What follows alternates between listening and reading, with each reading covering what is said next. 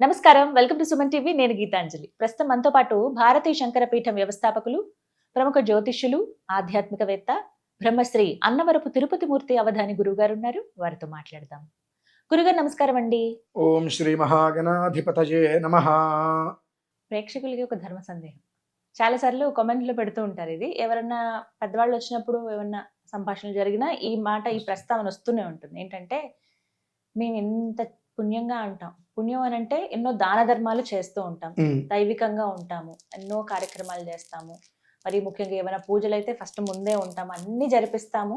కానీ ఎక్కడా సుఖం కానీ సంతోషం కానీ లేదు, ఆర్థికంగా ఏమంత ఇదిగా ఉండలేదు.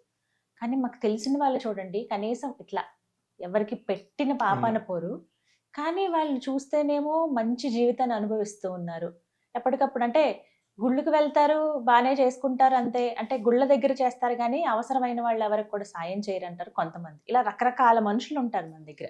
గుడికి వెళ్ళి ఇలా పాపాలు చేసే వాళ్ళందరూ కూడా గుడికి వెళ్ళి అక్కడ దేవుడికి మనకి ఏమైనా సమర్పిస్తే గనక వాళ్ళకి ఆ పాపాలన్నీ పోతాయా? దేవుడు మాలాంటి వాళ్ళని చూడడా? కేవలం డబ్బులున్న వాళ్ళకేనా అనేది కూడా ఒక భావన.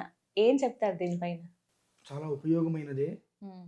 ఇందులో ప్రధానంగా మన సందర్భం ఏమొచ్చింది, మేము ఎన్నో దాన ధర్మాలు చేస్తాం, ఎన్నో పూజలు చేస్తున్నాం, ఎన్నో వ్రతాలు చేస్తున్నాం, కానీ మాకు అంత స్థితికి మేము వెళ్ళలేకపోతున్నాం. అవతల వాళ్ళు ఏమీ చేయకపోయినా వెళ్తున్నారు. మంచి పొజిషన్. నీ పుణ్యం మొత్తం వాళ్ళకి వెళ్ళిపోతుందండి. అలా ఎలా వెళ్తుంది అంటే, నువ్వు చేసేటువంటిది మౌనంగా నువ్వు చేసేసుకో. నాకు రావట్లేదు, నేనేం చేస్తున్నా అంటే నువ్వేదో ఆశించే చేస్తున్నావు. ముందు నువ్వు చేయవలసింది చేస్తే నీకు రావాల్సింది వస్తుంది. ఆశించి చేయకముందు, ఆశించకుండా నిత్య జీవిత విధానంగా చేయడం మొదలు పెట్టాలి ఫస్ట్. రెండు, ఇన్ని చేస్తూ ఎన్నో రకాలుగా పూజలు, పురస్కారాలు, ఆరాధన, నచ్చలు అన్ని చేస్తూ నాకేమీ కలిసి రావట్లేదు, వాడు ఏమీ చేయడు, వాడికి అన్నీ కలిసి వస్తాయి అని ఎప్పుడైతే నువ్వు అంటున్నావో నీ పుణ్యం మొత్తం వాడికి వెళ్ళిపోతుంది. ఎప్పుడు కూడా అలా ఎదుటివాడు బాగుపడిపోతున్నాడు నువ్వు అనుకుంటే నీ అంతరాత్మ శుచిగా లేదుగా. శరీరం స్నానం చేసావు కానీ మనస్సు మాత్రం వికారంగానే ఉంది, కాబట్టి అది నీకు ఫలించదు. అయినప్పటికీ కూడా భగవంతుడు నీ యందు ఒక మోస్తరు ఉన్నాడు కాబట్టి కష్టాల ఊబిలోకి నువ్వు దిగట్లేదు. అక్కడి వరకు వెళ్తున్నావు, ఏదో రకంగా బయటకు వస్తున్నావు. అది మనం గమనించాలి. మరి ఇదే చాలా గొప్ప గొప్ప వాళ్ళని చూడండి. 100 మంది మధ్యతరగతి వాళ్ళని, ఒక 50 మంది ధనవంతుల్ని తీసుకుంటే, ఈ 100 మంది మధ్యతరగతి వాళ్ళల్లో డబ్బు లేకపోవచ్చేమో కానీ ప్రశాంతంగా ఉన్న వాళ్ళు ఒక 80 మంది ఉంటారండి. కానీ 50 మంది ధనవంతులను తీసుకుంటే అందులో 45% డబ్బు ఉన్నప్పటికీ కూడా సుఖం లేని వాళ్ళు ఉంటారు. ఇందులో ఏది కావాలి అంటే అసంతృప్తి అనేటువంటిది మన జోలికి రానివ్వదు. అసంతృప్తి అంటే నేను ఎంత చేస్తున్నా నాకేం దక్కట్లేదు అంటే అసంతృప్తి. రెండు, గుళ్ళోకి వెళ్తే చేసేటువంటి పాపాలన్నీ గుళ్ళోకి వెళ్తే పోతాయి అంటే ఎక్కడికి పోవమ్మా. పుణ్యం సంప్రాప్తమవుతుంది, పుణ్యం వస్తుంది, కానీ పాపం అనేటువంటిది ఎక్కడికి పోదు. ఖచ్చితంగా కూడా యథావిధి హుతాగ్నినాం, నువ్వు చేసింది ఏదైతే ఉన్నదో ఆ చేసినటువంటి దాని యొక్క కర్మ ఫలితం ఖచ్చితంగా తీసుకుంటాం. మంచి అయితే మంచి తీసుకుంటాం, చెడు అయితే చెడు తీసుకుంటాం. అంతేగాని మనం ఎన్నో పాపాలు చేసేసి గుళ్ళోకి నమస్కారం చేసుకుంటే మనకు పాపాలు పో, పుణ్యం వస్తుంది. పుణ్యం అయితే ఎక్కడికి పోదు, కానీ పాపం మాత్రం ఒక సమయంలో చక్కగా అనుభవించేలా చేస్తుంది. అది మనం చూస్తూ ఉంటాం. డబ్బు ఏం చేయాలో తెలియక కోపాలరావు వచ్చే నష్టమేం లేదు, ఉన్నది అదే. డబ్బు ఏం చేయాలో తెలియక 2 లక్షలు 3 లక్షలు పిల్లలకి బైకులు కొనిస్తారు. వాళ్ళు దాని మీద స్టంట్లు చేసేసి కాళ్ళు చేతులు ఎగరకొట్టుకుంటారు. జీవితకాలం బాధే కదండి. నీకు డబ్బు లేకపోవచ్చు, అటువంటి బాధ నువ్వు అనుభవించట్లేదు కదా. అందులో కూడా నువ్వు ఎందుకు వాళ్ళతో పోటీ పడలేకపోతున్నావు? మరి నువ్వు పోటీ పడితే ప్రధానంతో పడు.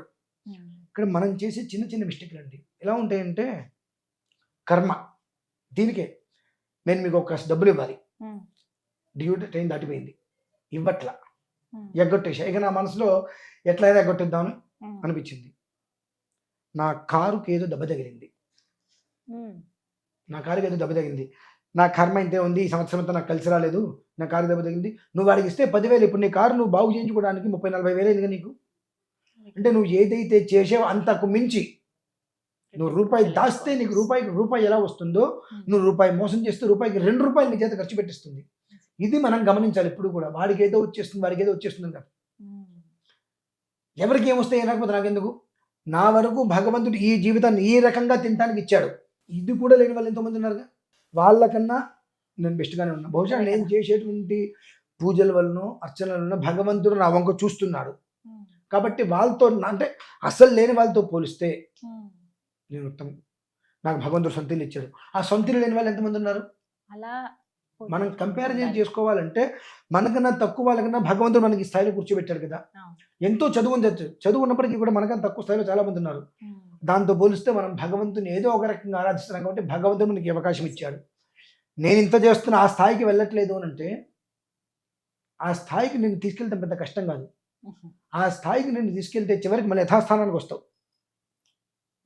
యథాస్థానానికి వస్తావు. ఏం లేదండి, నా స్థాయి నెలకి ₹1,00,000. నా దగ్గరకు 10 లక్షలు వచ్చి నేను ఏం చేయగలను. ఆ డబ్బుల్ని ఎట్లా ఖర్చు పెట్టాలి కూడా తెలియదు. దాన్ని ఎలా మేనేజ్ చేయాలి కూడా తెలియదు. ఒక్కసారి పిచ్చెక్కేస్తుందండి. మన తిండి కూడా తినలేము. దీనికి ఒక చిన్న ఉదాహరణ చెప్పి క్లోజ్ చేసేస్తాను. నీ దగ్గర నెలకి నువ్వు 10,000-20,000 సంపాదించుకుంటున్నావు. ఆ వచ్చే దాంట్లో ఎట్లా కూడా నువ్వు కుటుంబాన్ని జాగ్రత్తగా లీడ్ చేసుకుంటూ వస్తున్నావు. ఆ భగవంతుని అలానే పట్టుకో. ఒక్క రోజు వస్తుంది నిన్ను పట్టుకునే రోజు. ఆ రోజు కోసం నువ్వు ఎదురు చూడాలి. అదేంటంటే నువ్వు చేసిన ఎన్నో కర్మ ప్రారంభాలు ఒక్కొక్కటి ఒక్కొక్కటి ఒక్కొక్కటి ఒక్కొక్కటి నువ్వు చేసేటువంటి పూజలకి ఒక్కొక్కటి కర్మ ప్రారంభం తొలుగుతూ వస్తుంది. నువ్వు ఒక అర్చన చేయగానే నువ్వు చేసిన కర్మల్లో ఒకటి తొలగింది. ఎప్పుడైతే నువ్వు అవతల వ్యక్తి గురించి వాడు ఎదిగేశాడు వాడు ఏం చేయకపోయినా అన్నావో వాడి పాపానికి నువ్వు కారకుడవుతున్నావు, నువ్వు పుచ్చేసుకుంటున్నావు. ఇక నీకు పాపం తగ్గి పుణ్యం పెరిగింది ఉపయోగం. కాబట్టి అసంతృప్తి నీ జోలికి రాలేదు. ఒక బిచ్చగాడండి పాపం, ప్రతిరోజు 10 ఇళ్ళు తిరిగి భౌతిక భిక్షాంది అని చెప్పి తనం దొరికేది రోజు తినేవాడు. అతని నిత్య జీవితం అయిపోయింది అది.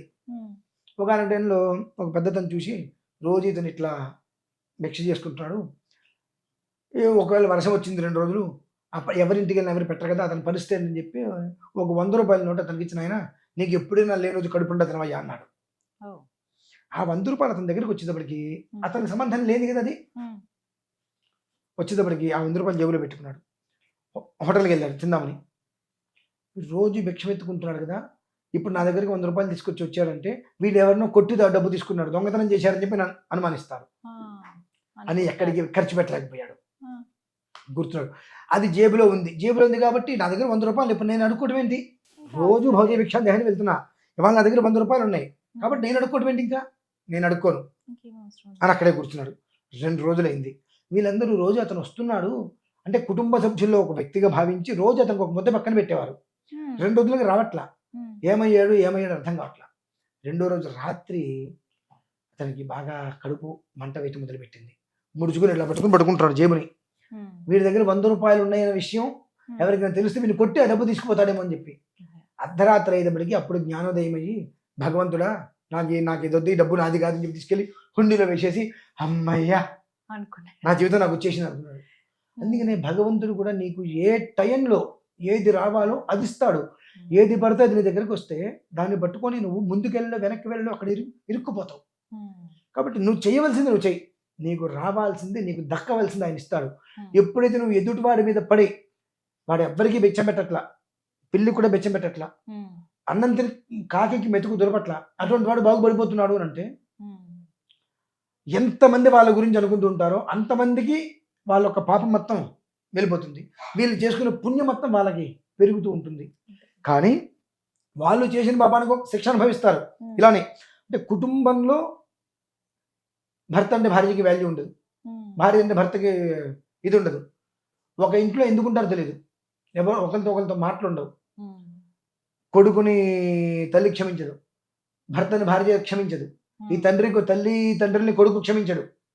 ఆ కొడుకు లేదంటే బాగా చెడు తిరుగు అలవాటు పడిపోయి రకరకాలుగా అన్ని అలవాటు చేసేసుకొని కుటుంబం పరుగు తినడానికి సిద్ధంగా ఉంటాడు. ఈ కష్టాలు మనకు కనిపించకూడదండి. కాబట్టి ఏంటంటే మనం చేసేటువంటిది మనం చేస్తే మనకు రావాల్సింది ఖచ్చితంగా ఇస్తారండి. అదొక్కటి గుర్తుపెట్టుకోవాలి, అసంతృప్తితో ఉన్న జీవితం ఎప్పుడు గడప. ఎప్పుడైతే నీ మనస్సులోకి అసంతృప్తి అనేటువంటిది వచ్చిందో, ఏ ద్వారం నుంచి వచ్చిందో అదే ద్వారం నుంచి తృప్తి వెళ్ళిపోతుంది బయటికి, నువ్వు సుఖంగా ఉండలేవు. కాబట్టి నాకు ఈ జన్మ భగవంతుడు ఇచ్చాడు, నేను ఇవాళ కడుపు నుండి అన్నం తింటున్నాను. ఈ అన్నం దొరకని వాళ్ళు ఎంతమంది ఉన్నారు, వాళ్ళతో పోలిస్తే నాకు భగవంతుడు కడుపులో అన్నం పెట్టాడు కదా అనేటువంటిది ఆలోచన చేస్తే నీ ఒక ఆలోచనకి అవతల వ్యక్తి కూడా ముద్ద దొరుకుతుంది. ఆ పుణ్యం నీకు సంప్రాప్తం అవుతుంది. నువ్వు వాడిని దృష్టిలో పెట్టుకోకుండా నీ పైవాన్ని దృష్టిలో పెట్టుకుంటున్నప్పుడు నీ పుణ్యం అని తెలిపి అతని పాపం నీకు వచ్చేసేసి ఎదగట్ల. చిన్న లాజిక్ అమ్మా. ఇది ఒకటి దృష్టిలో పెట్టుకుంటే ఎలాంటి ఇబ్బంది ఉండదు. అంతే. ధన్యవాదాలు గురువు గారు. పరమేశ్వర.